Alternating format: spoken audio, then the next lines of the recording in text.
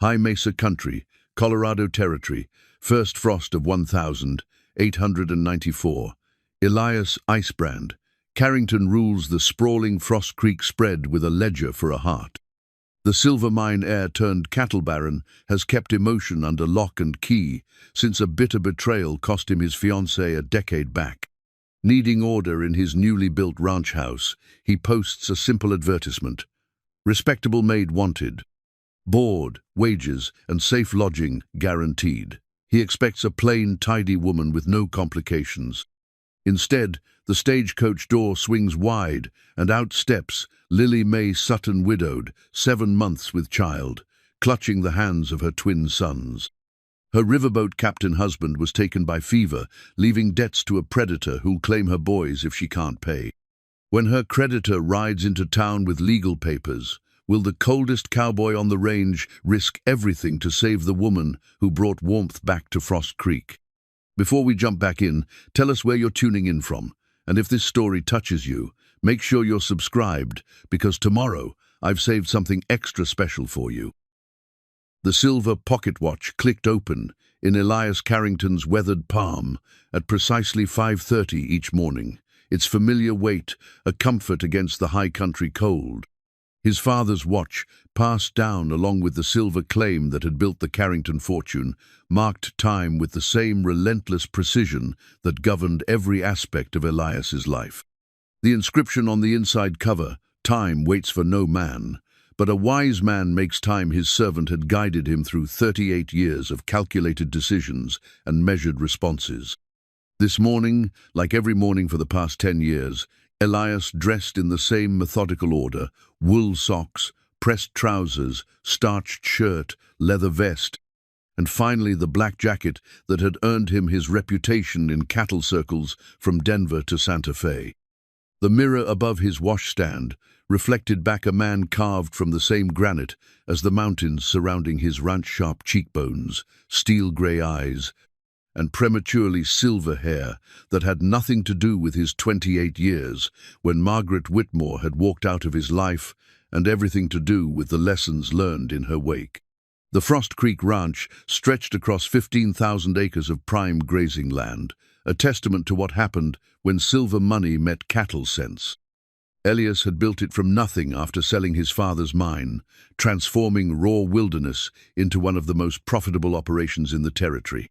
Every fence post, every water trough, every blade of grass served a purpose in his grand design. Nothing was left to chance, nothing allowed to grow wild. His morning inspection began at the main barn, where his foreman Buck Hensley waited with the daily reports. Buck was a grizzled veteran of the range wars, a man who'd chosen loyalty over higher wages when other ranchers tried to lure him away. His respect came not from Elias's money, but from watching him work alongside the hands during roundup, branding, and the brutal winter months when lesser men stayed by their fires. "Morning, boss," Buck nodded, his breath forming clouds in the crisp air. "Got 17 head moved to the south pasture yesterday. Water's running clear from the creek, and the boys have been working on that fence line near Eagle Rock." Elias checked his watch. 5:45. Right on schedule. "Any word from town about the supply order?" "Should be in on Friday's freight wagon. Oh, and there's been some talk about rustlers working the Morrison spread. Nothing confirmed, but the men are keeping their eyes open." The conversation followed the same pattern as every morning for the past 3 years. Efficient, thorough, devoid of anything that might be mistaken for friendship. Elias had learned the hard way that mixing business with personal feelings led to disaster. Better to keep relationships clean, professional, bounded by clear expectations and concrete results. He moved through the ranch with the precision of a military inspection. The bunkhouse, where 12 hands lived in Spartan but clean quarters, the equipment shed, where every tool hung in its designated place, the smokehouse, the root cellar, the chicken coop, each building, serving its function in the larger machine of Frost Creek's operation. The ranch house itself stood at the center of it all, a 2-story monument to successful isolation. Elias had designed it himself, commissioning the finest carpenters in Colorado Springs to create something that would last generations. Wide wraparound porches, tall windows to capture the mountain light, and rooms spacious enough for the family he'd once imagined filling them. Now those rooms echoed with the hollow sound of one man's footsteps, beautifully appointed spaces that served no purpose beyond displaying his success to the occasional business visitor. The memory of Margaret still haunted the empty parlor, though he'd long since removed every trace of her presence. He could still see her standing by the fireplace, her golden hair catching the lamplight as she delivered the words that had changed everything. "I'm leaving, Elias. I'm going back to Denver with Charles. We're getting married next month." Charles Whitmore, her own cousin, had been Elias's business partner in the early days of the ranch. The betrayal had been double-edged, the woman he'd planned to marry and the man he'd trusted with his future plans. They'd been systematically undermining his supply contracts, stealing his business connections, and planning to leave him bankrupt in the Colorado wilderness. Only his quick thinking and quicker lawyers had saved the ranch, but the damage to his ability to trust had been complete. A man who gets burned twice by the same fire deserves what he gets, he'd told himself then, and the philosophy had served him well. Keep business separate from pleasure, contracts clear of emotion, and hearts locked away where they couldn't be used against you. His morning routine concluded in the ranch house kitchen, where he prepared his own breakfast with the same methodical care he applied to everything else. 2 eggs, over easy. 3 strips of bacon, cooked until crisp. Black coffee, strong enough to wake the dead. Eaten alone at the long dining table that could seat 12, surrounded by the silence that had become his most faithful companion. The newspaper from Colorado Springs arrived every Wednesday, bringing news of the outside world to his carefully controlled domain. Today's edition carried the usual mix of territorial politics, cattle prices, and social notices. His own advertisement appeared on page 3, a simple request that had seemed perfectly reasonable when he'd composed it. Respectable maid wanted for ranch household. Board, wages, and safe lodging guaranteed. References required. Apply in person to E. Carrington, Frost Creek Ranch, High Mesa Country. The decision to hire domestic help had been purely practical. The ranch house was too large for him to maintain properly while running the cattle operation, and the men had been dropping hints about the sorry state of their meals since the last cook had moved on to greener pastures. He needed someone reliable, discreet, and uncomplicated, a middle-aged woman with good references and no tendency toward romantic nonsense. The stagecoach wasn't due until afternoon, giving him time to complete his weekly review of the ranch accounts. Numbers never lied, never disappointed, never walked away with your business partner. The ledger showed Frost Creek's continued prosperity. Cattle sales up 12% from the previous year, feed costs down thanks to good grass and adequate rainfall, and enough profit to weather any reasonable crisis. As he worked, Elias allowed himself a moment of satisfaction. He'd built something solid here, something that would outlast him. The ranch would continue long after he was gone, a monument to the power of careful planning and emotional discipline. It might be lonely, but it was secure. It might be cold, but it was his. The pocket watch chimed noon, and he closed the ledger with a sense of completion. Another morning successfully navigated, another day of maintaining the careful balance that kept his world stable. In a few hours, he'd interview his prospective employee, make his decision based on practical considerations, and add one more element to the well-ordered machine of his existence. He had no way of knowing that the stagecoach rolling toward Frost Creek carried cargo that would shatter his carefully constructed world like a stone through glass. Some changes couldn't be planned for, couldn't be controlled, couldn't be avoided, no matter how high a man built his walls or how tightly he locked his heart. The watch ticked on, marking time with its usual precision, completely unaware that time itself was about to become Elias Carrington's enemy. The stagecoach arrived at 2:30, 15 minutes behind schedule according to Elias's pocket watch. He stood on the front porch of the ranch house, hands clasped behind his back, watching the dust cloud approach through the cottonwoods that lined the creek. The driver, Old Pete Garrison, had been running this route for 20 years and knew better than to keep passengers waiting without good reason. "Afternoon, Mr. Carrington." Pete called down from his perch, setting the brake with practiced ease. "Got your lady here, though I should warn you she's not quite what your advertisement called for." Before Elias could ask what he meant, the coach door swung open, and his carefully ordered world tilted on its axis. The woman who emerged was young, perhaps 25, with auburn hair that caught the afternoon light and eyes the color of mountain sage. She moved with careful dignity despite her obvious condition, one hand pressed to the small of her back, the other steadying herself against the coach door. 7 months along, at least, maybe more. Definitely more complicated than he'd specified in his advertisement. But it was the two small faces peering out from behind her skirts that truly stopped his breath. Twin boys, perhaps 6 years old, with matching shock of sandy hair and eyes wide with uncertainty. They clung to their mother's hands like lifelines, studying this tall, stern stranger who might determine their fate. "Mrs. Sutton, I presume." Elias found his voice, though it came out rougher than intended. "Yes, sir, Lily Mae Sutton." Her voice carried the soft drawl of the river country, musical despite the exhaustion that shadowed her features. "I came about the position. I know I'm not what you expected, but I can work hard, and I need this chance." She wore a simple blue dress that had been carefully mended in several places, clean but showing the wear of hard travel and harder times. Around her finger, a thin gold band caught the lighter wedding ring that spoke of recent loss and current vulnerability. Something about that simple piece of jewelry hit him harder than her obvious pregnancy or the presence of the children. "These are my sons," she continued, gently urging the boys forward. "Caleb and Jesse. They're good boys, quiet and well-mannered. They won't be any trouble." The twin on the left, Caleb, apparently stepped forward with the solemnity of a child forced to grow up too fast. "Pleased to meet you, sir. Mama says you might let us stay here."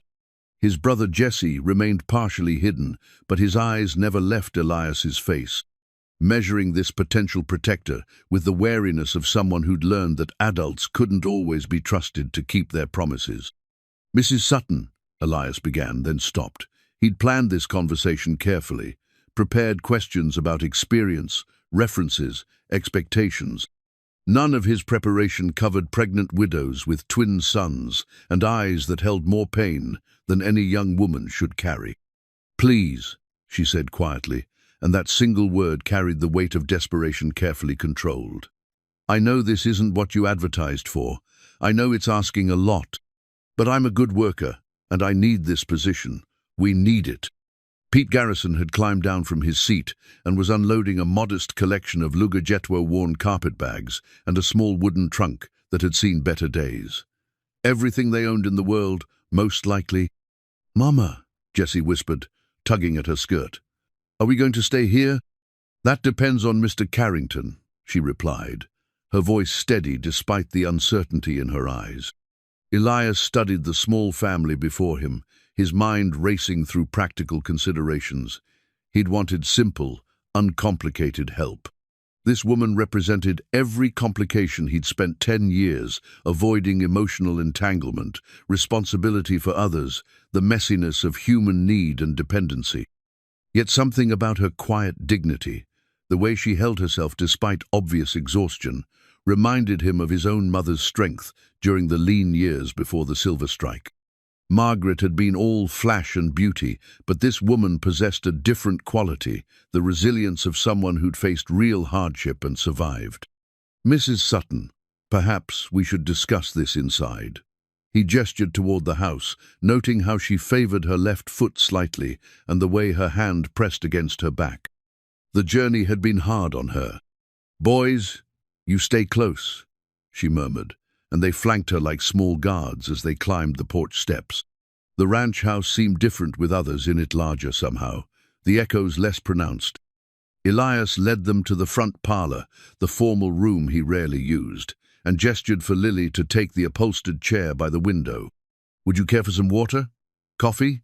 The offer came automatically, surprising him with its normalcy. "Water would be wonderful, thank you." She settled carefully into the chair, and the boys took positions on either side of her, their small hands resting on the chair arms in unconscious protection. When he returned with a glass of cool well water, she drank it gratefully, and he noticed the slight tremor in her hands, exhaustion, worry, or both. "Now then," he said, taking the chair across from her, "perhaps you'd better tell me about your situation." Lily straightened, meeting his gaze directly. "My husband was Captain William Sutton. He ran freight boats on the Missouri River until the fever took him last spring." "The business debts." She paused, swallowing hard. "They were more than I knew. Much more." The wedding ring caught the light again as she twisted it unconsciously, a gesture that spoke of grief still fresh and fear carefully contained. "A man named Marcus Blackwood was William's business partner. He holds notes on everything, the boat, our house, everything. When William died, the debts became mine."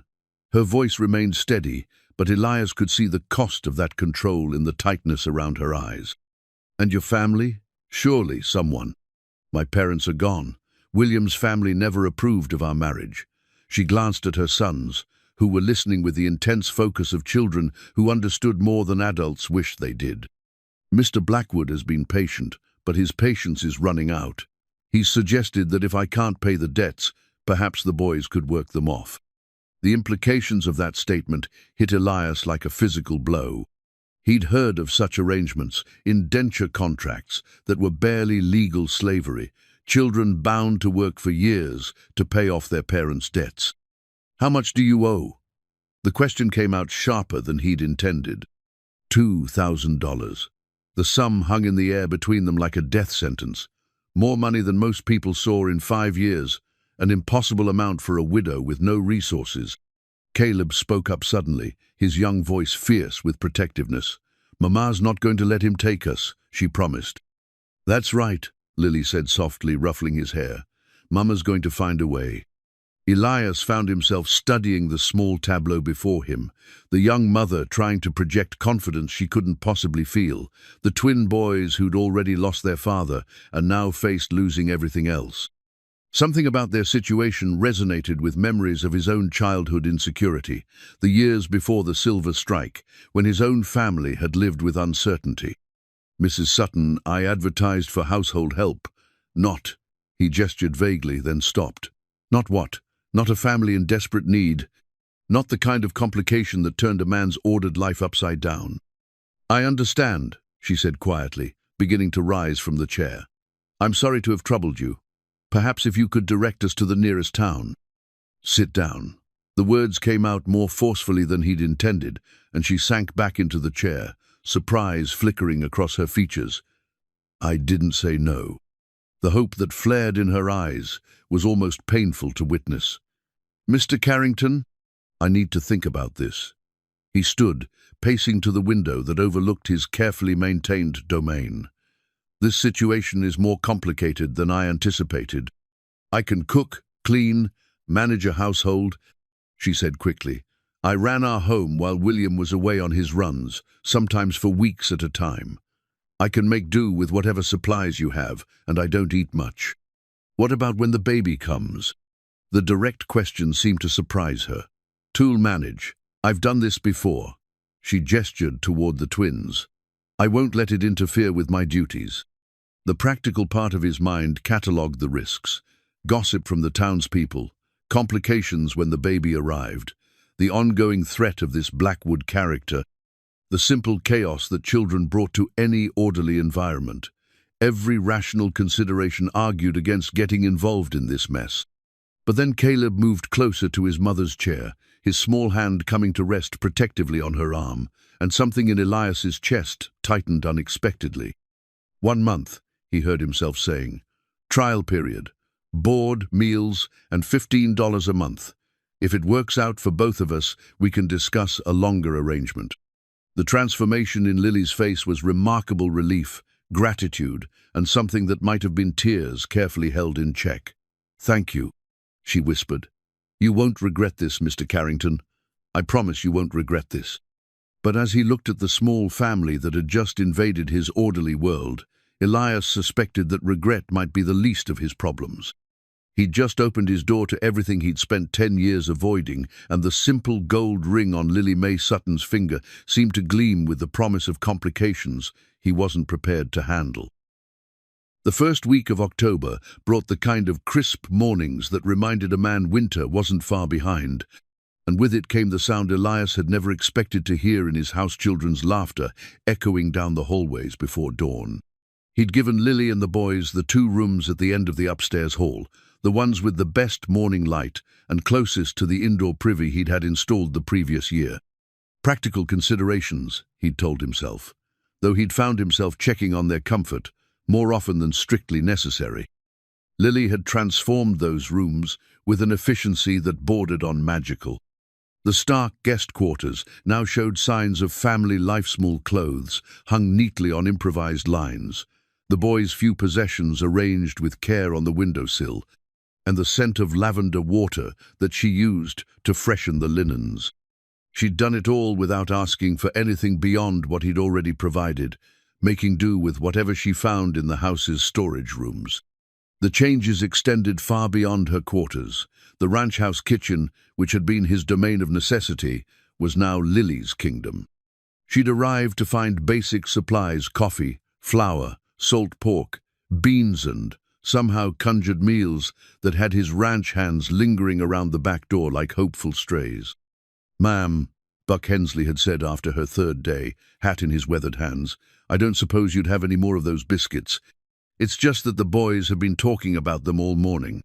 Lily had smiled, the first genuine smile Elias had seen from Herond, sent Buck away with a wrapped bundle that had made him grin like a schoolboy. Word spread quickly among the hands that the new lady of the house had a way with food that elevated beans and cornbread to something approaching art. But it was the twins who had truly disrupted the careful rhythm of Frost Creek. Caleb and Jesse had approached their new home with the mixture of wonder and caution that marked children who'd learned not to expect good things to last. They explored the ranch with wide eyes, always together, always mindful of their mother's instructions to stay close and not cause trouble. Elias first encountered them on his morning inspection rounds, crouched by the horse pasture fence, watching the animals with rapt attention. They jumped at his approach, Caleb stepping protectively in front of his brother with a courage that reminded Elias painfully of his own lost childhood. "Morning, boys," he'd said awkwardly, unsure how to address children. His experience with young ones was limited to the occasional ranch hand's family passing through. "Morning, sir," Caleb had replied formally. "We were just watching the horses. We won't bother them." "They're beautiful," Jesse had added, his shyness overcome by enthusiasm. "That black one, is he yours?" Elias had followed their gaze to Midnight, his prize stallion, who was indeed a magnificent animal. "He is. His name is Midnight." "Can we pet him?" Caleb had asked, then quickly added, "If it's allowed, I mean." Something about their careful politeness, their obvious longing tempered by hard-learned caution, had touched a place in Elias's chest he'd thought permanently closed. Maybe later. Horses can be dangerous if you don't know how to approach them.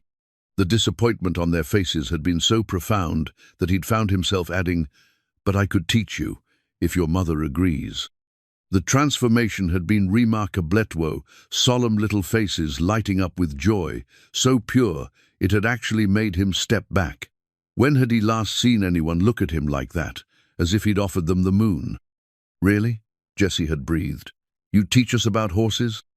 "We'd be very careful," Caleb had promised earnestly. "We listen good when grown-ups tell us important things." That afternoon, with Lily's cautious permission, Elias had found himself in the unprecedented position of explaining horse behavior to 2 6-year-old boys. They'd hung on every word, asked thoughtful questions, and approached the gentlest mare in his stable with the kind of reverence usually reserved for church. "You hold your hand flat," he'd instructed, guiding Caleb's small palm toward the mare's nose. "Let her smell you first. Horses remember scents."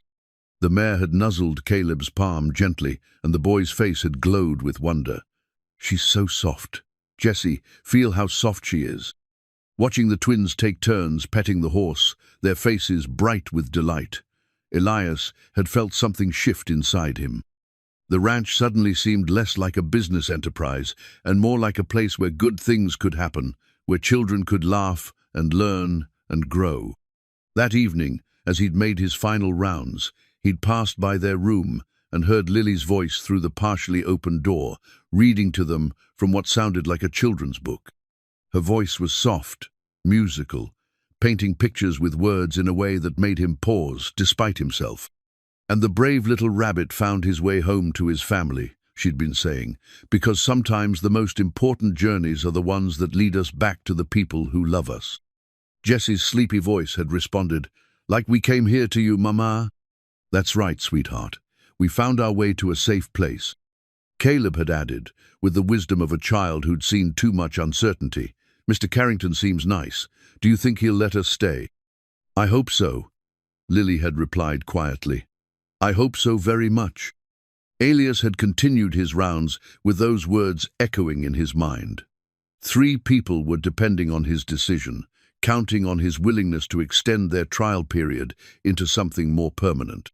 The responsibility should have terrified him, but instead he'd found himself wondering what it would be like to hear children's voices in his house every morning, to come home to the scent of Lily's cooking and the warmth of family conversation. The next morning had brought a discovery that had solidified something important in his thinking. He'd found Caleb in the barn before breakfast, carefully grooming one of the older horses with a brush too big for his small hands. The boy hadn't noticed his approach, too absorbed in his task. "Easy, girl." Caleb had been murmuring to the horse. "I know I'm not doing it right, but I'm learning.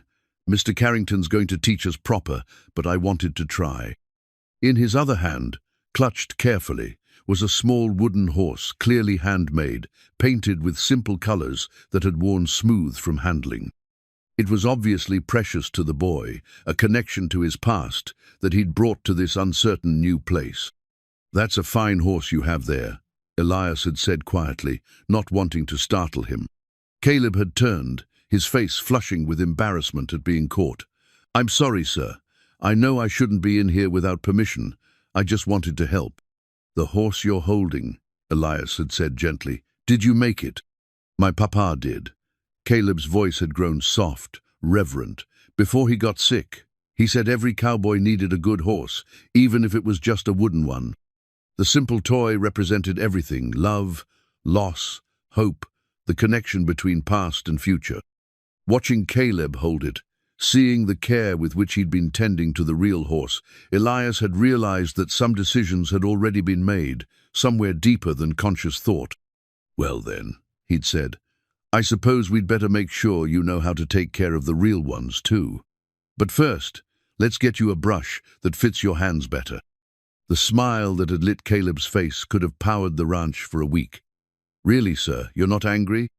"Not angry. But next time, ask first. Horses can be unpredictable, and I'd prefer to keep you and your brother in one piece." As they'd walked back toward the house together, Caleb clutching his wooden horse and chattering excitedly about everything he wanted to learn, Elias had caught sight of Lily watching from the kitchen window. The expression on her face, gratitude, relief, and something that might have been the beginning of trust had settled around his heart like a warm blanket. Maybe some complications were worth embracing. Maybe the sound of children's laughter was exactly what Frost Creek had been missing all along. The second week brought changes that extended far beyond the ranch house walls. Lily's influence had begun to seep into every aspect of Frost Creek's daily rhythm, transforming not just the domestic arrangements, but the very spirit of the place. It started with the meals. What had once been a perfunctory affairman, grabbing whatever cold provisions they could find and eating in scattered groupshad, evolved into something approaching civilization. Lily had quietly instituted a proper noon meal for anyone who wanted it, served family style at the long table behind the kitchen that had previously collected dust and supplies. The first day, only Buck and 2 younger hands had tentatively accepted her invitation. By the end of the week, all 12 men were showing up with clean hands and combed hair, their rough manners softened by her presence. She served them as if they were honored guests rather than hired help, asking about their work, their families, their plans for the winter. "Mrs. Sutton," said Tom Bradley, the youngest of the hands, "I ain't had cooking like this since my mama passed. These beans taste like they got love stirred right into them." Lily had blushed at the compliment, but Elias could see how the praise affected her. She'd been hungry for purpose, for the chance to use her skills to care for others. The ranch hands responded to her attention like flowers to rain, becoming more considerate, more thoughtful, less likely to track mud through the house or leave equipment scattered in the yard. But it was her recipe book that truly revealed the depth of her domestic wisdom. Elias had discovered it quite by accident, left open on the kitchen counter while she tended to something outside. The small, leather-bound volume was filled with her careful handwriting, not just recipes, but notes about preferences, dietary needs, seasonal adjustments. "Buck likes his coffee strong enough to float a horseshoe." One entry read, "Tom can't tolerate too much pepper, reminds him of his stomach troubles. The boss prefers his eggs over easy but won't complain if they're scrambled." She'd been studying them all, learning their habits and preferences with the attention of someone who understood that feeding people was about more than just providing sustenance. It was about creating connection, showing care, building the kind of community that made a workplace feel like home. The twins had settled into ranch life with the adaptability of children, but it was their effect on the men that surprised Elias most. These rough, hard-bitten cowboys had transformed into gentle teachers, showing Caleb and Jesse how to braid rope, identify different horse breeds, and understand the subtle signs that predicted weather changes. "A man's got to know his horses," Buck had explained seriously to both boys, who hung on his every word. "Each one's got its own personality, just like people. You treat them with respect, they'll take care of you." Jesse had nodded solemnly. "Like Mama takes care of us?" "Exactly like that, son." The casual endearment had slipped out naturally, and Elias had noticed how Buck's weathered face had softened when he'd said it. These men, most of whom had no families of their own, were embracing their new roles as surrogate uncles with an enthusiasm that spoke to their own lonely hearts. But it was the evenings that had become most precious to Elias, though he was reluctant to admit it even to himself. Lily had established a routine of gathering in the main parlor after supper, where she would mend clothes or work on some domestic task while the boys played quietly nearby. She'd invited him to join them, and somehow he'd found himself accepting more often than not. "We don't want to intrude on your privacy," she'd said that first evening, her hands busy with some embroidery work. "If you prefer to spend your evenings alone." "No," he'd said quickly, surprising himself. "No, this is fine." And it was fine, more than fine. The presence of others in the room changed everything, the way the fire seemed warmer, the way the silence felt comfortable rather than oppressive, the way the house itself seemed to exhale and settle into contentment. Lily worked while they talked, her hands never idle. She had a way of drawing conversation from him without seeming to pry, asking thoughtful questions about the ranch, the territory, his plans for the winter. In return, she shared stories of her life on the river, the places she'd seen during William's freight runs, the people they'd met along the way. "William always said the river taught you about life," she'd said one evening, her needle flashing in the lamplight. "How sometimes you had to fight the current, and sometimes you had to flow with it, but you always had to respect its power." "Sounds like a wise man," Elias had replied, and meant it. He was. Different from you, but wise in his own way. She'd glanced up from her sewing. He was impulsive, quick to laugh, quick to anger, always ready for the next adventure. "And you miss that?" "I miss him," she'd said simply. "But I've learned that there are different kinds of strength. The steady kind can be just as valuable as the bold kind." The comment had stayed with him, making him wonder what she saw when she looked at him. He'd always thought of himself as cold, controlled, emotionally distant. But perhaps there was another way to frame those qualities as steadiness, reliability, the kind of strength that endured, rather than blazed and burned out. The boys had their own evening ritual, playing with the few toys they'd brought or drawing pictures with paper and pencils Lily had somehow procured. Caleb remained the more serious of the two, often sketching horses with remarkable accuracy for a 6-year-old. Jesse preferred to create elaborate stories about the people in his drawings, spinning tales that made even Elias smile. "This is the brave cowboy," Jesse had explained one night, showing his latest creation.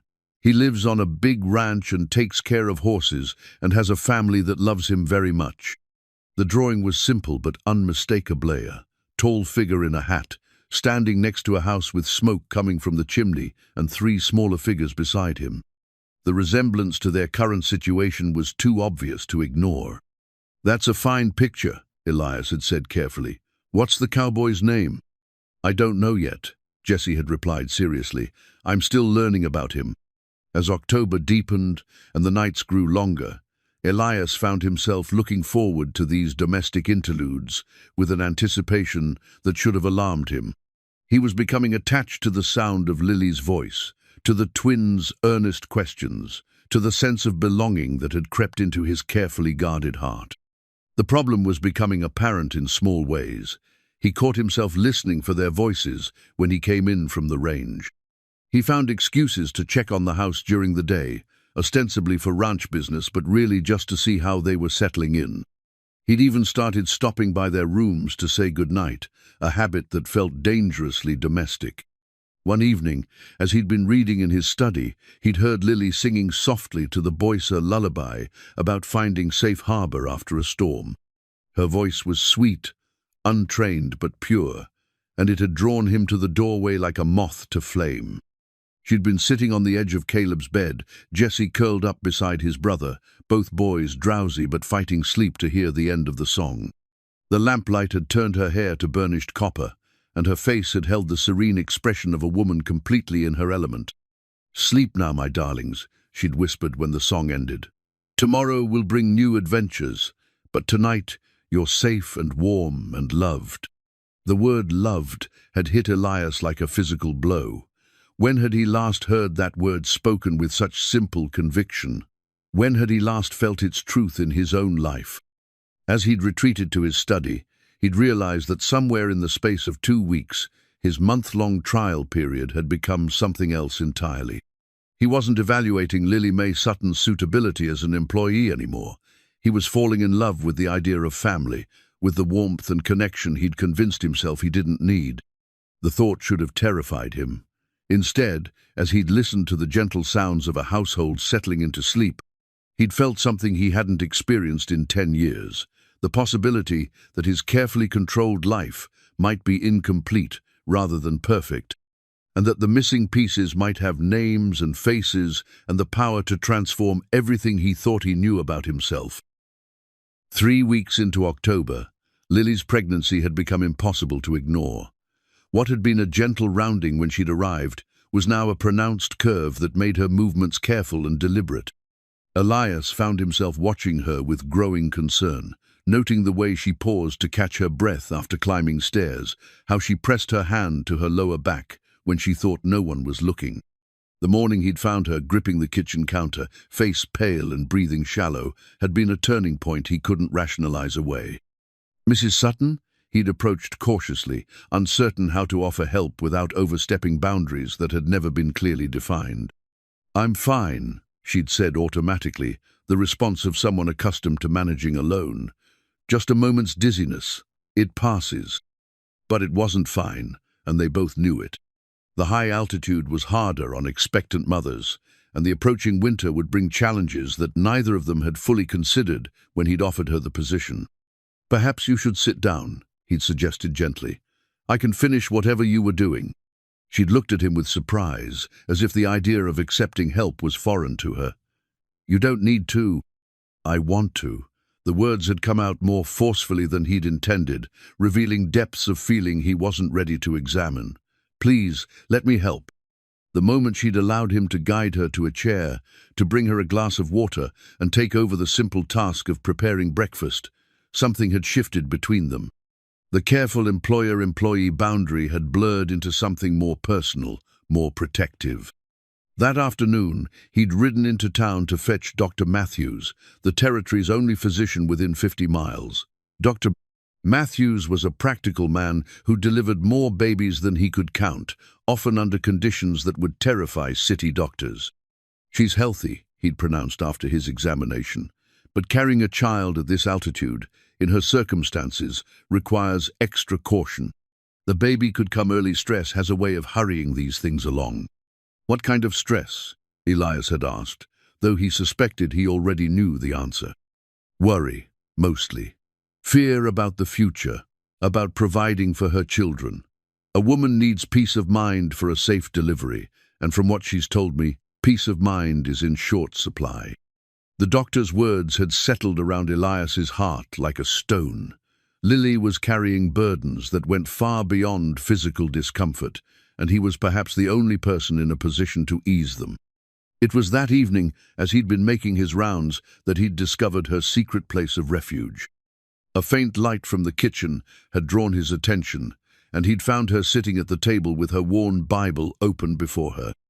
Between its pages, pressed like a bookmark, was a small wildflower mountain aster, purple and delicate, carefully preserved.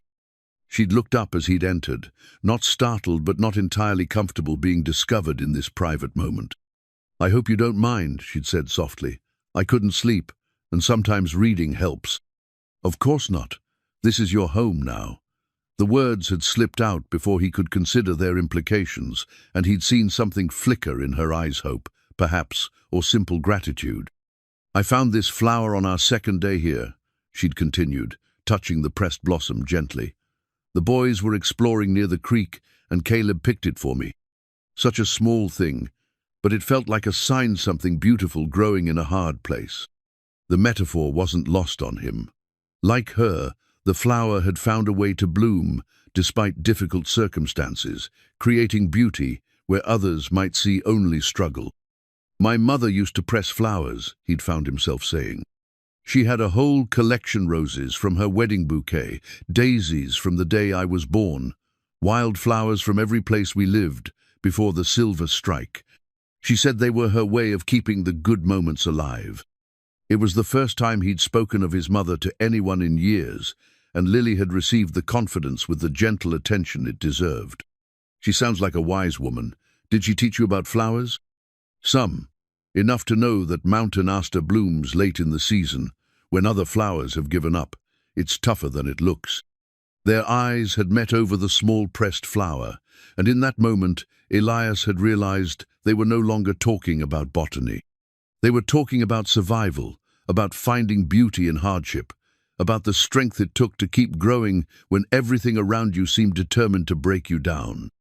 "Mrs. Sutton Lily," he'd said, her name feeling strange and right on his tongue. "I want you to know that you're safe here. Whatever happens, you and the boys are safe."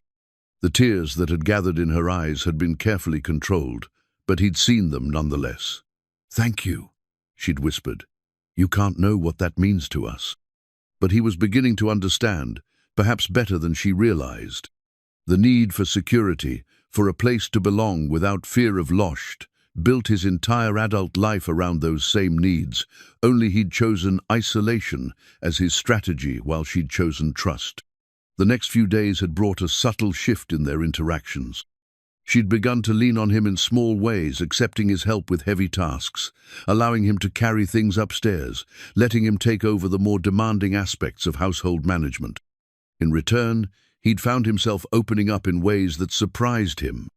He'd begun stopping by the kitchen in the evenings when she was preparing the next day's meals, ostensibly to discuss ranch business but really just to be near her steady presence. She worked with an economy of motion that spoke of years of practice, but also with a contentment that transformed simple tasks into something approaching art. "You enjoy this?" he'd observed one evening, watching her knead bread dough with practiced hands. "I do," she'd admitted. "William used to laugh at me for it.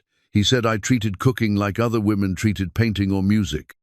But there's something satisfying about creating something that nourishes people, about bringing them together around a table. The men certainly appreciate it. Buck told me yesterday that he's gained 10 pounds since you arrived, and he's proud of every one of them." Her laugh had been music in the quiet kitchen. "Buck's been eating nothing but beans and hardtack for months.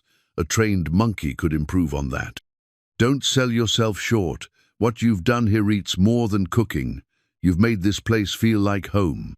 The words had hung between them, loaded with meaning neither was quite ready to acknowledge. Lily had stopped kneading, her hands stilling in the dough, and when she'd looked at him, he'd seen a vulnerability that made his chest tighten. "I never expected to feel at home anywhere again," she'd said quietly. "After William died, after we lost the house, I thought maybe home was something that only existed in the past. And now I think maybe home isn't a place at all. Maybe it's people who make you feel like you belong."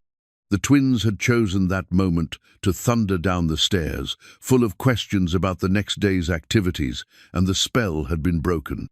But later, as Elias had lain in his bed listening to the sounds of a household settling into sleep, he'd found himself thinking about belonging, how long it had been since he'd felt it, how much he'd missed it without realizing.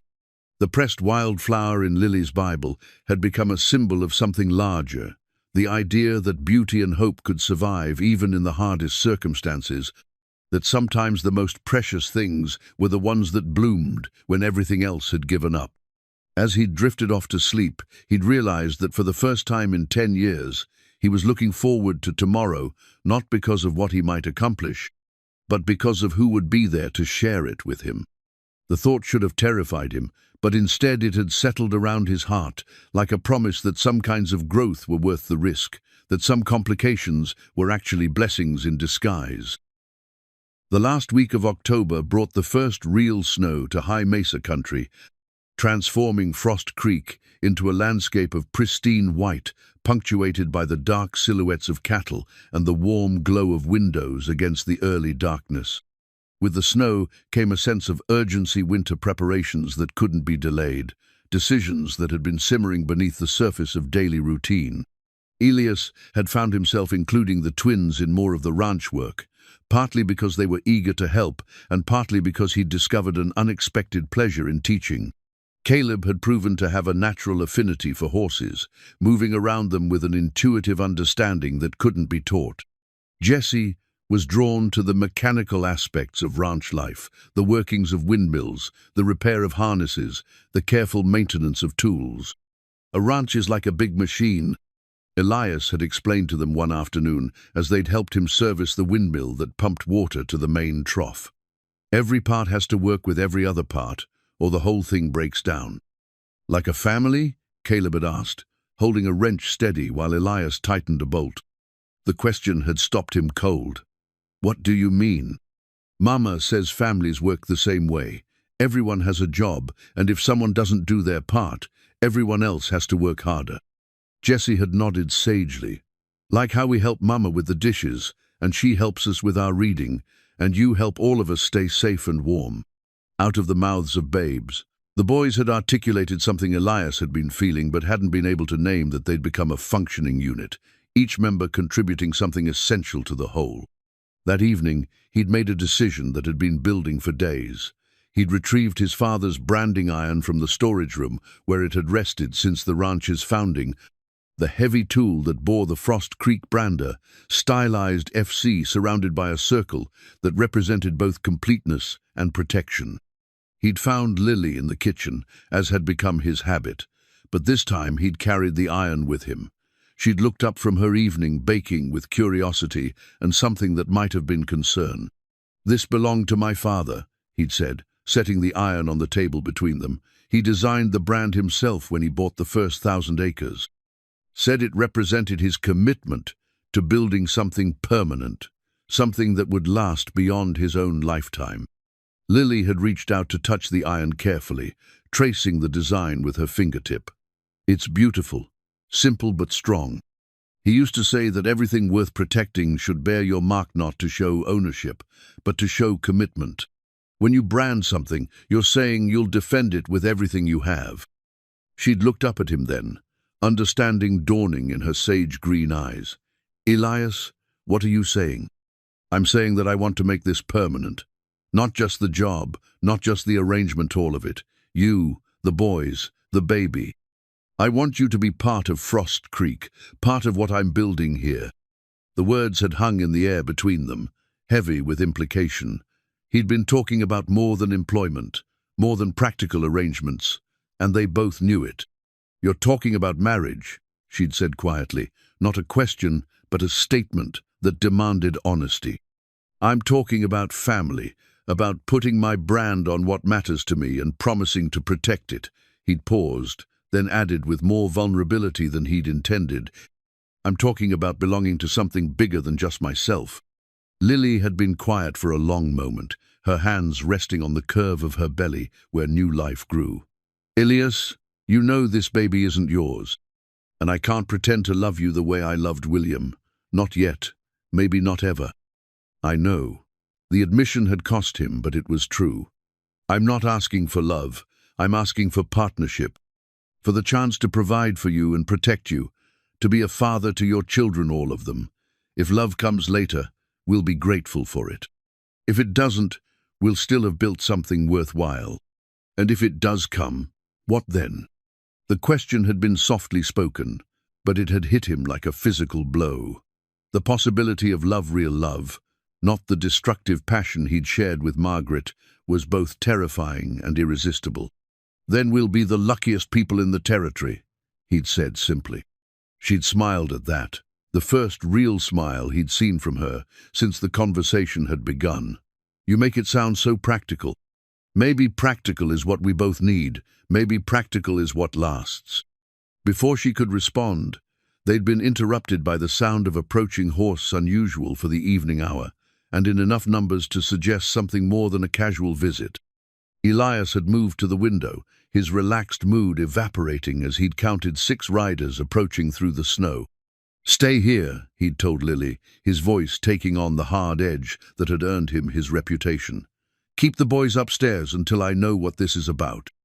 But even as he'd reached for the rifle by the door, he'd had a sinking feeling that their peaceful interlude was about to end. The riders moved with purpose, not the casual approach of neighbors or the desperate urgency of men seeking shelter. They moved like men on business, the kind of business that usually meant trouble for someone. As the lead rider had called out his name, demanding to speak with him about a matter of mutual interest, Elias had realized that the outside world had finally caught up with them. The safe haven he'd been building, the family he'd been hoping to protect, was about to face its first real test. The branding iron sat on the kitchen table like a promise half-made, waiting to see if he'd have the chance to make it real, or if forces beyond his control would scatter his newfound family to the winds before he could mark them as his own.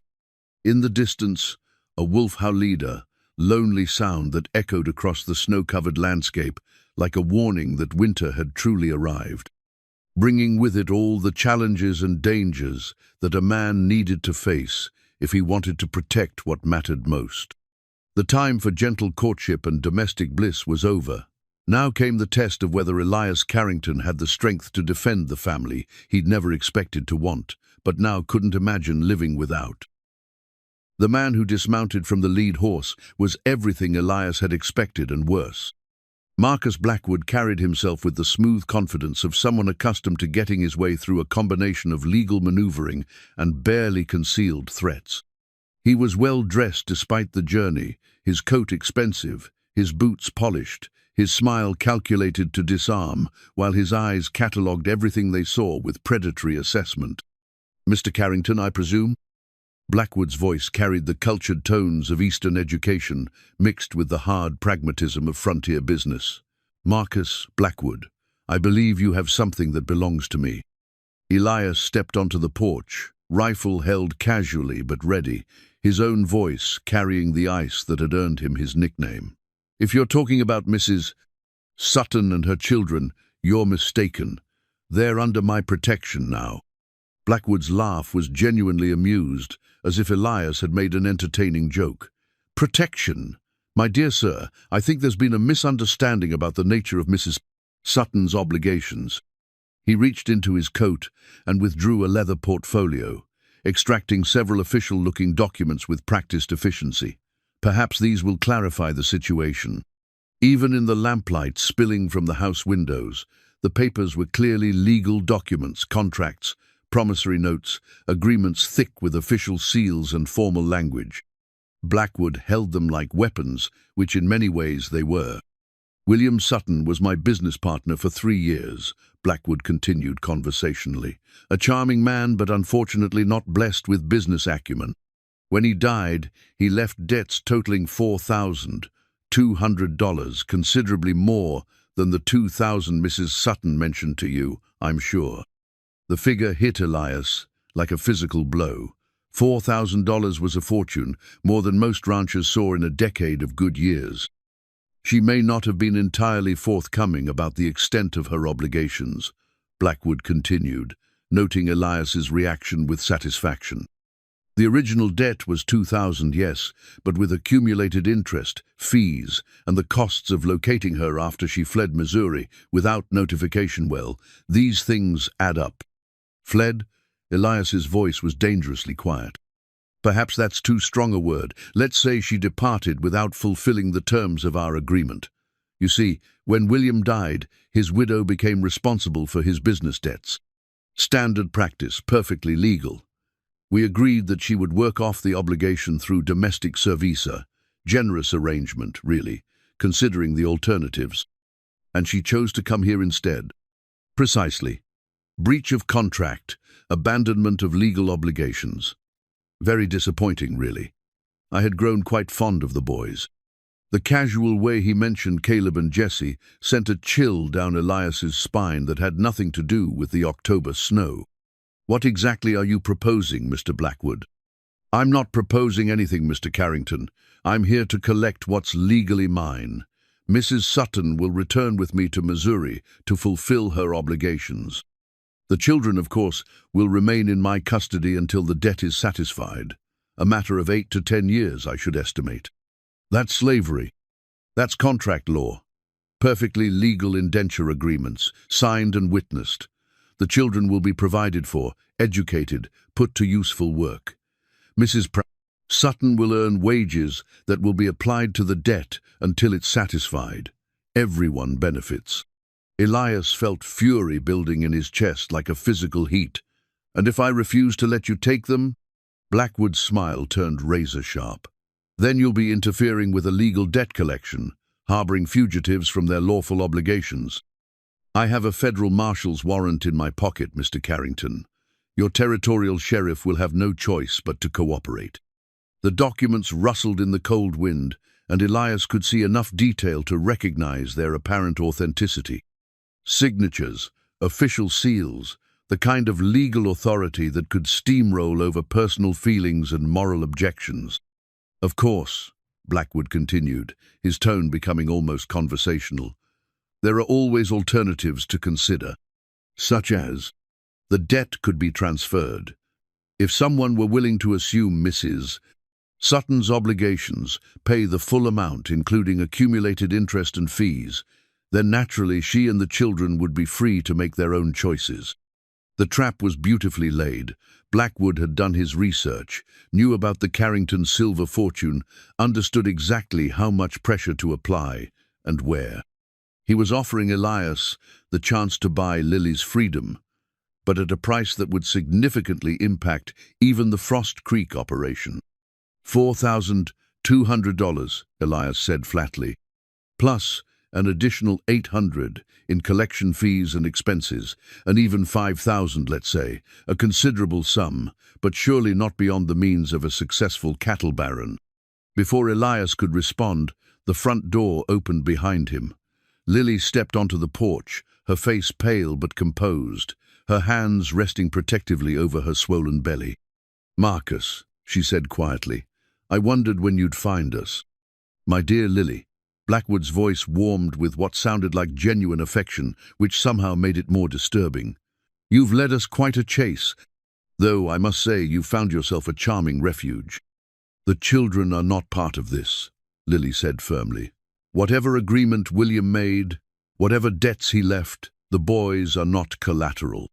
I'm afraid the law disagrees with you, my dear, but perhaps we can discuss this inside. It's rather cold for a woman in your condition to be standing in the snow." Elias felt the situation slipping away from him. The legal documents, the federal warrant, the carefully calculated pressure Blackwood had come prepared for every contingency except one. "Mrs. Sutton," Elias said formally, his voice carrying across the snowy yard, "I believe you mentioned earlier that you were considering my proposal." Lily's eyes widened as she understood what he was offering. "Elias, you can't." "I can, and I will." He turned to face Blackwood directly. "Mrs. Sutton has just accepted my proposal of marriage. As her husband, I assume all her debts and obligations. Name your price." Blackwood's composure slipped for the first time, surprise flickering across his features before the smooth mask returned. "How romantic. Though I should point out that marriage doesn't automatically dissolve existing contracts. The children's indenture agreements are separate from their mother's obligations. Then I'll adopt them, legally, make them my heirs, with all the protections that entails. That will take time, Mr. Carrington. Legal proceedings, territorial approval, during which time I'm afraid the children remain subject to their existing obligations." The chess match was becoming clearer.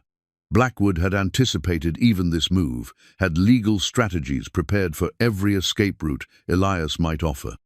But there was something in the man's eagerness, something too practiced about his responses, that made Elias suspect the trap wasn't as solid as it appeared. $5,000, he said finally, cash, tonight, for complete release of all claims against Mrs. Sutton and her children. Blackwood's smile was triumphant. How generous. Though I should mention that any payment would need to be accompanied by signed releases, proper legal documentation. I have the forms prepared, naturally. Of course he did. The man had come expecting to collect, one way or another. As Blackwood's men moved closer to the house, their intentions becoming clearer, Elias realized that the legal documents might be real, but the man wielding them was something far more dangerous than a simple debt collector. The way he looked at Lily, the casual possessiveness in his voice when he mentioned the children, the too detailed preparation for every contingency. This wasn't just about money. This was about power, control, and something much more personal than unpaid debts. The game had changed, and Elias was no longer sure that money would be enough to win it. The next morning brought a deceptive calm that fooled no one. Blackwood and his men had taken rooms at the boarding house in town, ostensibly to allow time for the legal paperwork to be prepared, but Elias knew better. They were positioning themselves, gathering intelligence, waiting for the right moment to strike. He'd spent a sleepless night planning, his military instincts awakened for the first time in years. The ranch house had become a fortress in his mind, with approaches to monitor, defensive positions to consider, escape routes to plan. But this wasn't a simple matter of strategy. There were legal implications to consider, the safety of pregnant women and 2 young boys, the need to protect his men from consequences they hadn't signed up for. Buck had appeared at dawn with coffee and the grim expression of someone who'd reached the same conclusions. "Boss, we need to talk."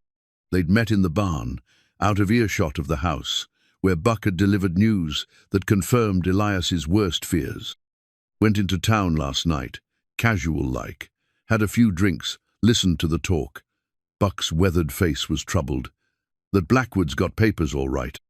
Federal marshal's warrant, debt collection documents, the whole 9 yards. Sheriff Hartwell ain't happy about it, but he says his hands are tied." "What else?" "Blackwood's been asking questions about you, about the ranch, about how much cash you keep on hand. And he's been real interested in the layer-though, many men you've got, where they bunk, what kind of weapons we keep." Elias felt cold, certainty settle in his gut. "He's not planning to take the money and leave." "No, sir, I don't think he is." Tom Bradley overheard one of his men talking about how 5,000 was just the beginning, that there'd be plenty more where that came from, once they had proper leverage. The implications were clear. Blackwood had done his research, knew about the Carrington silver fortune, and saw Lily and the children as the perfect tool to extract far more than the original debt. The legal documents gave him legitimacy, but his real goal was long-term extortion. "There's something else," Buck continued reluctantly. "Mrs. Sutton, she came to me this morning, asked me to saddle her a horse. Said she was thinking of going back with Blackwood, voluntary-like, to spare you and the boys the trouble." Rage flared in Elias's chest.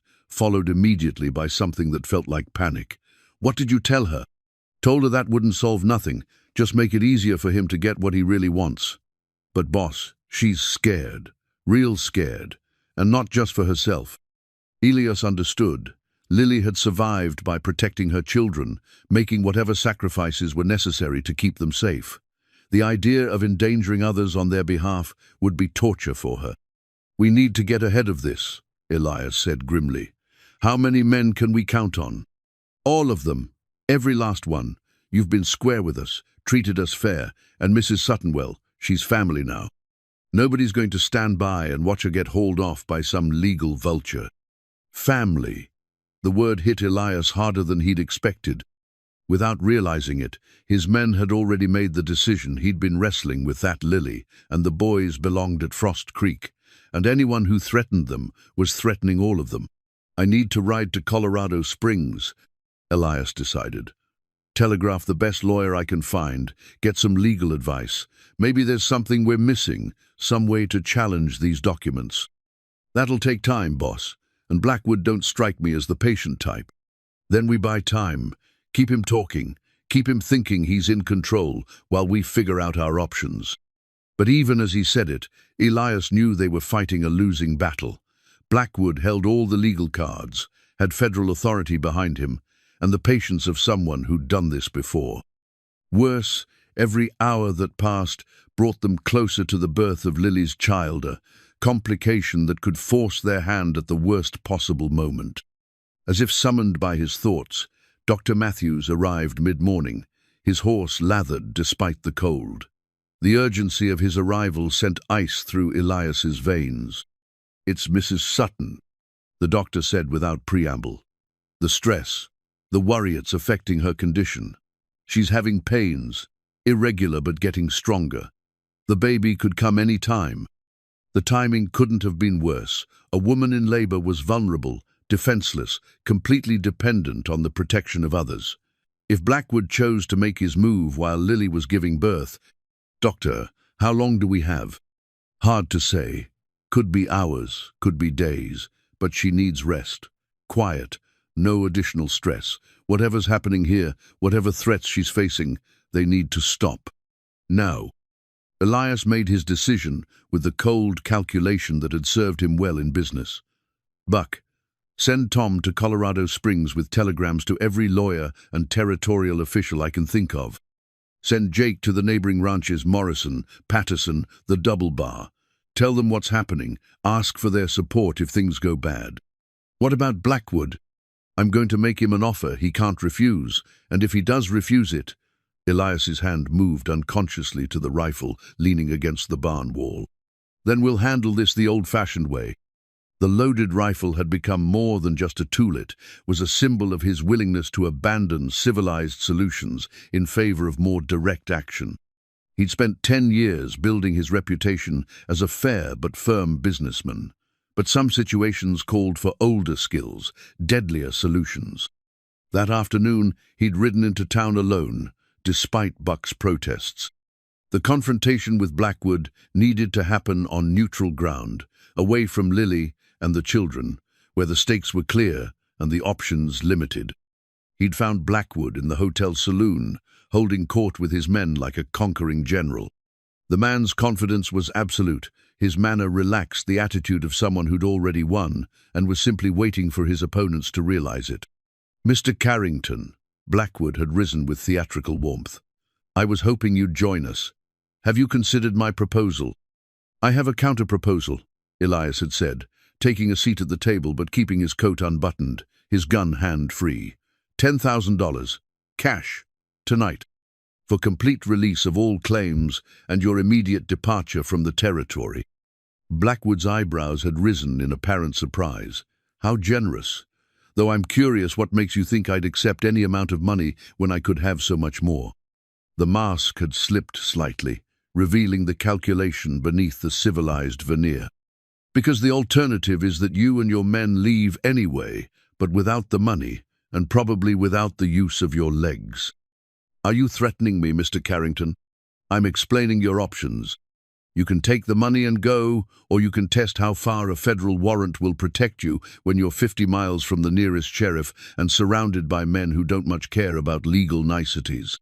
For the first time, Blackwood had looked uncertain. He'd done his research on Elias Carrington, the businessman, but perhaps he hadn't fully investigated Elias Carrington, the Mantha one who'd earned his reputation in the rough early days of the territory's cattle industry. You know, Blackwood had said slowly, there's a third option you haven't considered. Which is, Mrs. Sutton could have an accident. Tragic, really a woman in her condition, the stress of childbirth, complications that even the best medical care can't prevent. These things happen all the time in frontier country. The threat had been delivered with casual cruelty, but Elias had heard the steel beneath the words. This wasn't just about money or legal maneuvering. This was about power, control, and a willingness to destroy anything that stood in the way of getting it. If anything happens to her or those children, Elias had said with deadly quiet, there won't be a hole deep enough for you to hide in. Blackwood's smile had been razor-sharp. How romantic. But sentiment is a luxury you may not be able to afford much longer. As Elias had ridden back to the ranch through the gathering dusk, he'd realized that the situation had moved beyond negotiation, beyond legal solutions, beyond anything that could be resolved with money or paperwork. Blackwood was a predator who'd identified his prey and wouldn't be deterred by conventional means. The loaded rifle across his saddle had felt heavier than usual, weighted with the knowledge that before this was over, he might have to use it for something more permanent than hunting game. In the distance, smoke rose from the ranch house chimney, a beacon of warmth and family in the growing darkness. Whatever it took, whoever he had to become, he would protect what was his. The time for civilized solutions was over. War was coming to Frost Creek, and Elias Carrington intended to win it. The first labor pain hit Lily just after midnight, doubling her over in the kitchen, where she'd been unable to sleep, pacing restlessly despite Dr. Matthews' orders to rest. Elias found her gripping the edge of the table, her face pale with more than just physical discomfort. "It's too early," she gasped, fear evident in her voice. "The baby isn't supposed to come for another month." But nature had its own timeline, accelerated by stress and fear and the knowledge that predators circled just beyond the protective walls of Frost Creek. Elias helped her to the parlor sofa, his hands surprisingly gentle for their size and calluses. "I'm sending Buck for Dr. Matthews," he said, trying to project calm he didn't feel. "Everything's going to be fine." Lily's hand shot out to grip his wrist with surprising strength. "Elias, if something happens to me, promise me you'll protect the boys. Don't let Blackwood take them. Nothing's going to happen to you." But even as he said it, he could see the fear in her eyes, not just of childbirth, but of leaving her children vulnerable to forces beyond their control.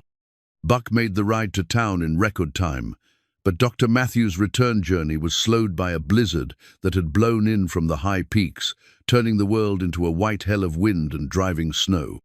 By the time the doctor arrived, Lily's contractions were coming hard and fast, and the boys were huddled in the corner of the parlor, wide-eyed with terror at their mother's obvious distress. "This isn't ideal conditions," Dr. Matthews muttered as he examined his patient. "The baby's early, the mother's exhausted, and this storm," he shook his head grimly. "We'll need hot water, clean linens, and someone to keep those boys occupied." Caleb stepped forward with the solemn dignity that had marked him since their arrival.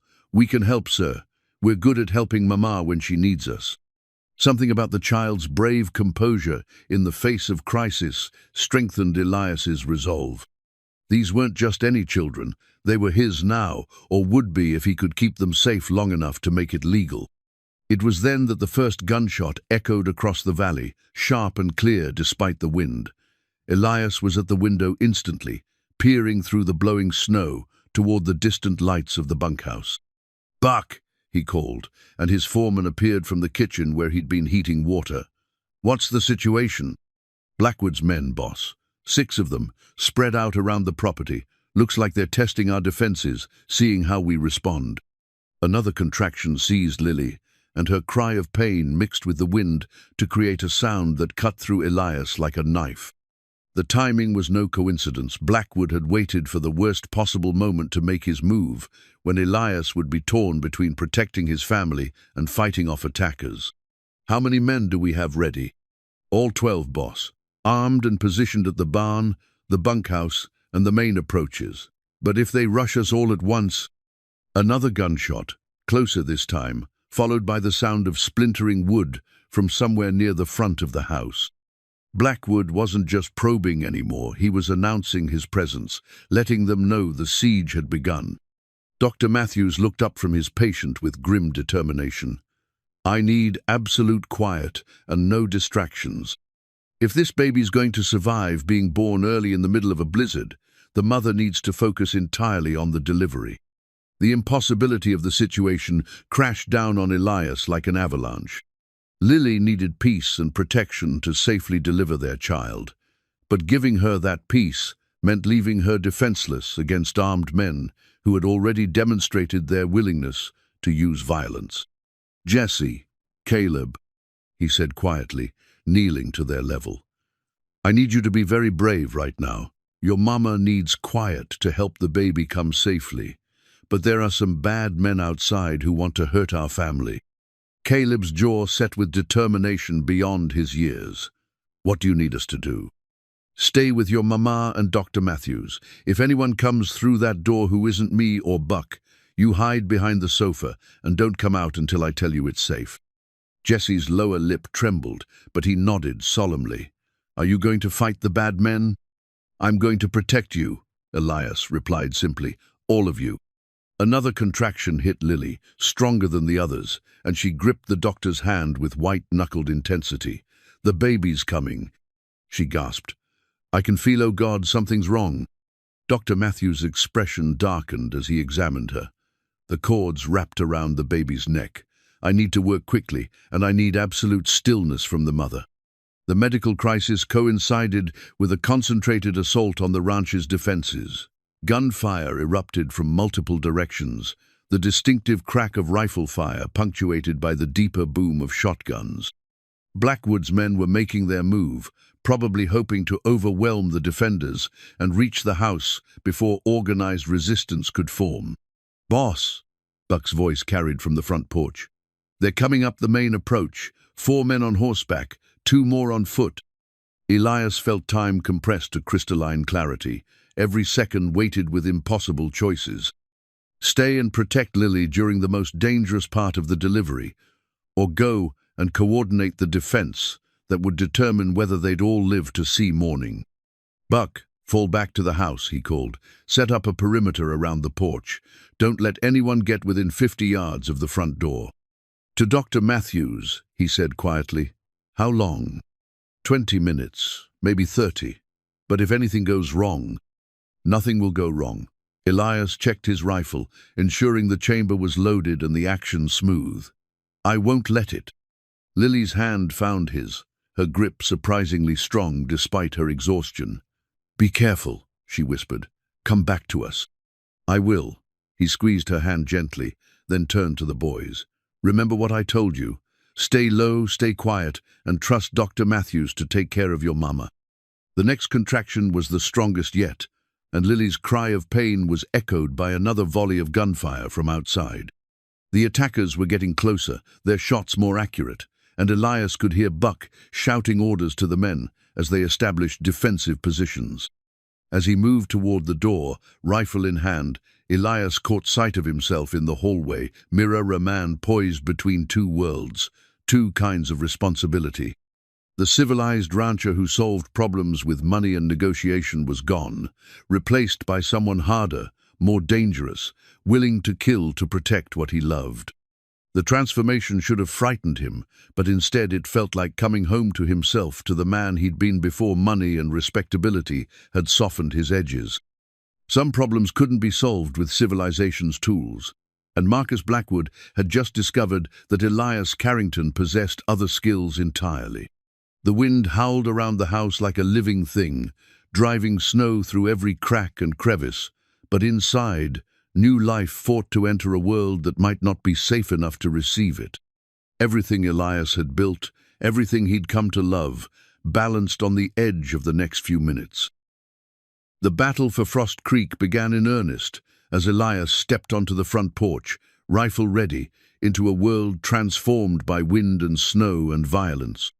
The blizzard had turned friend and foe alike into shifting shadows, muzzle flashes the only reliable way to distinguish targets from terrain.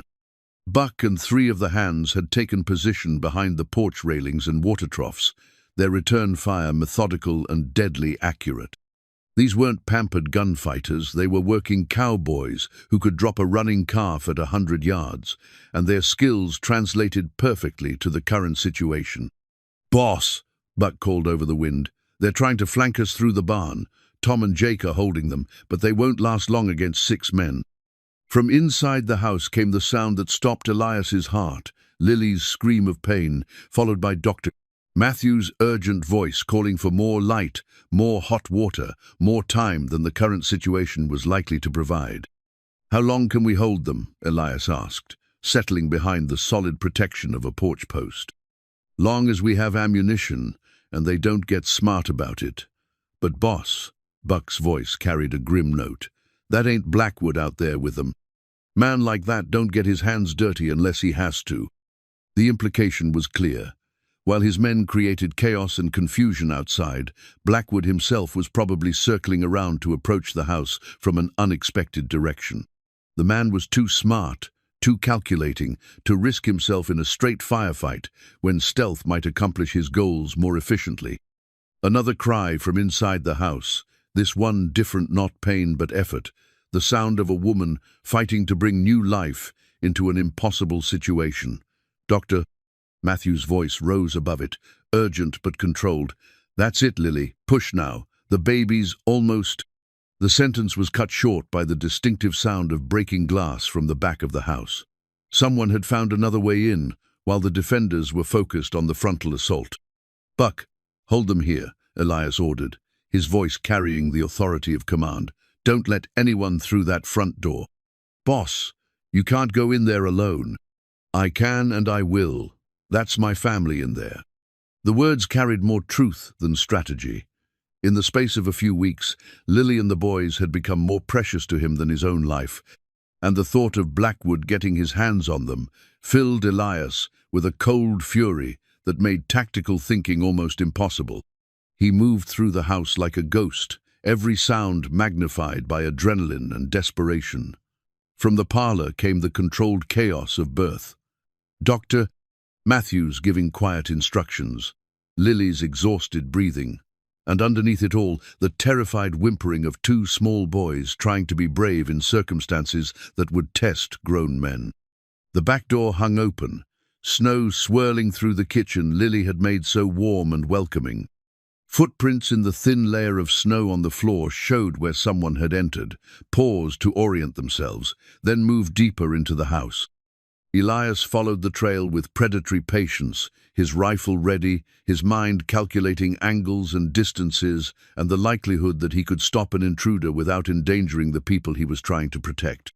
The footprints led toward the front of the house, toward the parlor where his makeshift family was fighting their own battle against time and biology.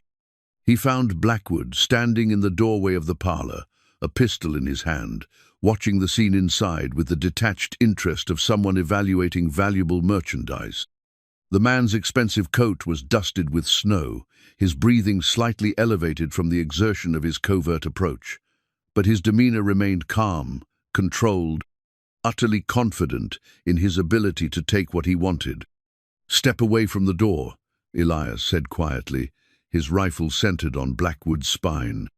The man turned slowly, unsurprised by the confrontation, his pistol never wavering from its target inside the room. "Mr. Carrington, I was hoping you'd join us. You're just in time to witness the birth of my collateral." "Your what?" "The child, of course, born on my property, to a woman who owes me money by law, that makes the baby mine until the debt is satisfied. A newborn is such excellent motivation for cooperation, don't you think?" The casual cruelty of the statement, the way Blackwood spoke of an innocent child as property to be owned and traded, triggered something primal in Elias's chest. This wasn't just about money or legal maneuvering. This was about a predator who had identified the perfect leverage and was willing to destroy lives to get what he wanted. "The baby's not yours," Elias said, his voice deadly quiet. "None of them are." "Ah, but that's where you're wrong." Blackwood reached into his coat with his free hand, withdrawing a familiar-looking document. "Marriage certificate, signed and witnessed just this afternoon. Mrs. Sutton is now Mrs. Blackwood, which makes me the legal guardian of her children and the father of her unborn child." The document was obviously forged, but in the chaos of a frontier territory, with the right bribes and the backing of federal authority, it might be enough to give Blackwood legal cover for whatever he planned to do. From inside the parlor came a sound that stopped both men's argument: the thin, outraged cry of a newborn baby taking its first breath. "Dr." Matthew's voice followed, tired but triumphant. "It's a girl, small but healthy, breathing well." Lily's exhausted laughter mixed with tears, and the boy's excited whispers created a moment of pure joy that made the violence outside seem like something from another world entirely. "How touching," Blackwood said softly. "A family reunion. Unfortunately, it's time for the family to come with me." He stepped toward the parlor door, and Elias made his choice with the clarity that comes when all alternatives have been exhausted. The rifle shot echoed through the house like thunder, followed immediately by Blackwood's scream of pain as the bullet shattered his gun hand, sending his pistol spinning across the hallway floor. "You bastard!" Blackwood clutched his ruined hand to his chest, his composed facade finally cracking. "You'll hang for this. I have federal authority." "You have nothing." Elias worked the rifle's action, chambering another round. "Forged documents, bribed officials, and a story that won't hold up under real scrutiny." "You made one mistake, Blackwood. You threatened my family." The sound of approaching horses could be heard even over the wind, but these weren't the chaotic sounds of battle. These were organized riders, approaching in formation, their horses' hooves beating a rhythm that suggested official business. Through the window, Elias could see torches cutting through the blizzard, enough riders to settle the matter one way or another. But whose authority? They represented territorial law, federal marshals, or neighboring ranchers responding to his call for help remained to be seen. "Elias?" Lily's voice was weak but clear, calling from the parlor. "Is everything all right? The baby, she needs to know she's safe." Safe. The word carried more weight than any legal document, more authority than any federal warrant. His daughter, for she was his now, born into his protection, claimed by his love, before she'd drawn her second breath, deserved to grow up in a world where predators like Blackwood couldn't threaten innocent families. "Everything's fine," he called back, his rifle still trained on the wounded man before him. "The baby's safe. You're all safe." From outside came Buck's voice, raised in greeting. "Sheriff Hartwell, mighty glad to see you, sir." The approaching riders weren't Blackwood's reinforcements, they were legitimate law enforcement, come to investigate the reports of gunfire and violence that had reached town despite the storm.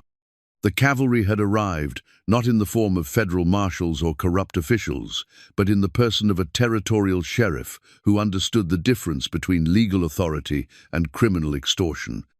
As the sound of boots on the porch announced the arrival of proper law enforcement, Elias allowed himself a moment of savage satisfaction. Blackwood's carefully orchestrated plan had collapsed like a house of cards, brought down by the simple truth that some things, family, love, the protection of innocence, were worth fighting for regardless of the legal consequences. In the parlor, his daughter cried again, demanding attention and care and all the love that two parents and two protective big brothers could provide. She had been born into chaos, but she would be raised in peace, surrounded by people who would die before they let harm come to her. The marriage certificate in Blackwood's coat pocket might be forged, but the commitment it represented was real enough. Elias Carrington had found his family, and no amount of legal maneuvering or criminal threats would take them away from him. Spring came to High Mesa country with the gentleness of a blessing, melting the last of winter's snow and revealing a landscape transformed by more than just the changing seasons. Frost Creek Ranch had weathered its trials and emerged stronger. Its boundaries expanded not just by additional acreage, but by the addition of hearts that had found their true home. The legal aftermath of that violent night had been surprisingly swift. Sheriff Hartwell's investigation had uncovered the depth of Blackwood's criminal enterprise, forged documents, bribed officials, and a pattern of targeting vulnerable families across 3 territories. The man who had once seemed so untouchable was now serving a 20-year sentence in the territorial prison, his federal connections revealed as purchased legitimacy that crumbled under honest scrutiny. Lily stood at the kitchen window, baby Sarah sleeping peacefully in her arms, watching her husband work with their sons in the horse pasture. The sight never failed to fill her with quiet amazement, though. Naturally, Elias had transformed from solitary rancher to devoted father. How completely he'd embraced the chaos and joy that came with a house full of children. "Mama, look!" Caleb's voice carried across the yard as he successfully bridled one of the gentler horses under Elias's patient supervision. "I did it all by myself." Jesse was close behind, his own horse responding to the careful techniques Elias had taught them both. At 7 now, the twins had grown taller, more confident, secure in the knowledge that they belonged somewhere permanent at last. The fearful, cautious children who had arrived on the stagecoach were gone, replaced by boys who laughed easily and dreamed big dreams about their future on the ranch. "Your papa would be proud," Lily whispered to the baby, though she knew Sarah couldn't understand the words yet. "Both your papas." The thought of William no longer brought the sharp pain it once had. Time and love had softened the edges of grief, allowing her to remember him with gratitude rather than anguish. He had given her the boys, taught her about courage and adventure, and led her, however, indirectly to the life she was meant to live. The kitchen door opened behind her, and she heard Elias's boots on the floor, accompanied by the familiar sound of him hanging his hat on the peg by the door. These domestic rhythms had become as natural as breathing, the small rituals that marked a life, shared rather than endured alone. "How's our girl?" he asked softly, moving to stand behind her, his arms circling both mother and daughter in a gesture that had become their evening ritual. "Perfect." She slept through the boys' arithmetic lesson this morning without even stirring. Lily leaned back against his solid warmth, marveling as she did every day at the sense of safety that surrounded her in his embrace. "And how's her mother?" "Also perfect." She turned in his arms, studying the face that had become dearer to her than her own reflection. The harsh lines that had marked him when they'd first met had softened, though the strength beneath remained unchanged. Love had transformed him from Icebrand Carrington into simply Elias' husband, father, the man who read bedtime stories with gravitas, usually reserved for cattle contracts. "I have something for you," he said, reaching into his vest pocket to withdraw a small wrapped package. "I was saving it for our anniversary, but I decided tonight was perfect too." Their anniversary. They'd been married by Sheriff Hartwell himself in a ceremony held in the parlor, while Sarah slept in her makeshift cradle and the boys served as witnesses. It had been simple, practical, and utterly romantic in its honest emotion. Inside the package was a photograph, their first as a complete family. The traveling photographer had captured them on the front porch of the ranch house, Elias standing tall and proud behind Lily's chair, the boys flanking them with matching grins, and baby Sarah cradled in her mother's arms. But it was more than just a family portrait. It was proof of transformation, evidence that love could indeed work miracles. "We look like we belong together," Lily said softly, tracing the images with her fingertip. "We do belong together, all of us." Elias's voice carried the certainty of a man who had learned to trust his heart as much as his head. "I never believed in destiny before, but I can't think of any other word for what brought you to me." "Desperation brought me to you," she corrected with gentle humor. "Love made me stay." It was true. Somewhere in the weeks and months that had followed that first desperate gamble, practical arrangement had transformed into something deeper. Not the wild passion she'd shared with William, but something steadier, more enduring love, built on respect, partnership, and the daily choice to care for each other's happiness. "The boys want to know if we can get a dog," Elias said, settling into the comfortable domesticity of their evening conversations. "Apparently, every proper ranch needs a good cattle dog." "And what did you tell them?" "That I'd discuss it with their mother." His smile was warm with affection. "Though I should mention that Buck has already identified a promising puppy in town, and Tom Bradley has volunteered to train it." Lily laughed, recognizing the conspiracy for what it was. The ranch hands had embraced their roles as surrogate uncles with enthusiasm that bordered on the ridiculous, competing to spoil the boys and baby Sarah with an attention that would have been overwhelming if it weren't so obviously loving. "I suppose a dog would teach them responsibility," she said thoughtfully. "My thoughts exactly, purely educational." They stood together in comfortable silence, watching their sons practice the skills that would serve them well as they grew into men. The future stretched before them like a promise of spring roundups and summer growth, autumn harvests and winter evenings by the fire. All the seasons of a life lived in partnership with someone who understood that the greatest wealth was measured not in silver or cattle, but in the laughter of children and the warmth of shared affection. "Elias?" Lily's voice was soft with memory. "Do you ever wonder what would have happened if I hadn't answered your advertisement? If I'd been too proud or too frightened to take the chance?" "No," he replied without hesitation. "Because then it wouldn't have been destiny, would it? It would have just been two lonely people missing their chance at happiness." The photograph in her hands caught the lamplight, and she could see their future written in the faces of her family, the boys growing tall and strong under their father's guidance, Sarah learning to walk and talk and ride in the shadow of the mountains, herself growing old in the arms of a man who had proven that sometimes the coldest hearts hid the greatest capacity for warmth. Outside, the first stars appeared in the darkening sky, and somewhere in the distance, a coyote called to its Matia wild sound that spoke of freedom and belonging, of finding one's place in the vast landscape of possibility. The cold, rich cowboy who had advertised for a maid had gotten far more than he'd bargained for, and so had the desperate widow who'd answered his call. They'd found each other across the space of need and circumstance, and in finding each other, they'd discovered that home wasn't a place, but a feeling, the sense that you were exactly where you belonged, with exactly the people who completed your heart. As the family prepared for another peaceful evening in their mountain paradise, the photograph sat on the kitchen table like a promise kept, proof that sometimes the most unexpected arrivals bring the greatest gifts, and that love, once invited across the threshold, has the power to transform even the coldest heart into something warm enough to shelter a lifetime of happiness.